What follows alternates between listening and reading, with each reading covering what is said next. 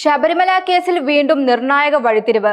Thiruvithamkoor Devaswom board മുൻ പ്രസിഡന്റും കേസിലെ പ്രതിയുമായ PS പ്രശാന്ത് ഏതു നിമിഷവും അറസ്റ്റിലാകുമെന്ന് സൂചന. തനിക്കെതിരെയുള്ള നീക്കങ്ങൾക്ക് പിന്നിൽ സർക്കാരിന്റെ രാഷ്ട്രീയ സമ്മർദ്ദമാണെന്ന ഗുരുതര ആരോപണമായി അദ്ദേഹം രംഗത്തെത്തി.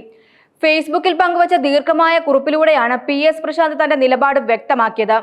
2025 ശബരിമല സന്നിധാനത്തെ ദ്വാരപാലക ശില്പങ്ങൾ നവീകരണത്തിനായി കൊണ്ടുപോയ സംഭവത്തിൽ ദേവസ്വത്തിന് ₹1 പോലും നഷ്ടമുണ്ടായിട്ടില്ലെന്നും നിയമ നടപടികളിൽ മനഃപൂർവ്വമായ വീഴ്ച സംഭവിച്ചിട്ടില്ലെന്നും അദ്ദേഹം അവകാശപ്പെടുന്നു. എന്നിട്ടും തങ്ങളെ പ്രതിപ്പട്ടികയിൽ ഉൾപ്പെടുത്തിയത് ശുദ്ധ പ്രതികാര രാഷ്ട്രീയത്തിന്റെ ഭാഗമാണെന്നാണ് അദ്ദേഹത്തിന്റെ ആരോപണം. ദ്വാരപാലക ശില്പങ്ങൾ മാറ്റിയതുമായി ബന്ധപ്പെട്ട് വ്യക്തമായ വിശദീകരണവും അദ്ദേഹം കുറിപ്പിൽ നൽകുന്നുണ്ട്. നെയ്യഭിഷേകത്തിന് ശേഷം ശ്രീകോവിലിന് മുൻവശം വൃത്തിയാക്കുന്നതിനിടെ ശില്പങ്ങളിലെ പൊട്ടലുകൾ കാരണം ജീവനക്കാർക്ക് പരുക്കേൽക്കുകയും രക്തം വീഴുകയും ചെയ്തിരുന്നു. ഇത് അശുദ്ധിക്ക് കാരണമാകുന്നുവെന്ന ജീവനക്കാരുടെ പരാതിയെ തുടർന്നാണ് നവീകരണ നടപടികൾ ആരംഭിച്ചത്.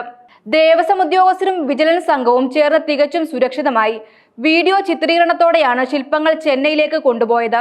സ്പെഷ്യൽ കമ്മീഷണറെ മുൻകൂട്ടി അറിയിക്കാതിരുന്നത് ഒരു ഉദ്യോഗസ്ഥ വീഴ്ച മാത്രമായിരുന്നു. തുടർന്ന് കോടതി അനുമതിയോടെ നവീകരണം പൂർത്തിയാക്കി തിരികെ സ്ഥാപിച്ചപ്പോൾ സ്വർണത്തിന്റെ അളവ് കുറയുകയല്ല, മറിച്ച് വർദ്ധിക്കുകയാണ് ചെയ്തതെന്നും ദേവസ്വത്തിന് സാമ്പത്തിക നഷ്ടമൊന്നും ഉണ്ടായിട്ടില്ലെന്നും അദ്ദേഹം വ്യക്തമാക്കുന്നു. 2019 ശബരിമല സ്വർണ്ണക്കൊള്ള കേസ് പുറംലോകം അറിയാൻ കാരണമായത് തങ്ങളുടെ ബോർഡാണെന്നും പ്രശാന്ത് അവകാശപ്പെടുന്നു.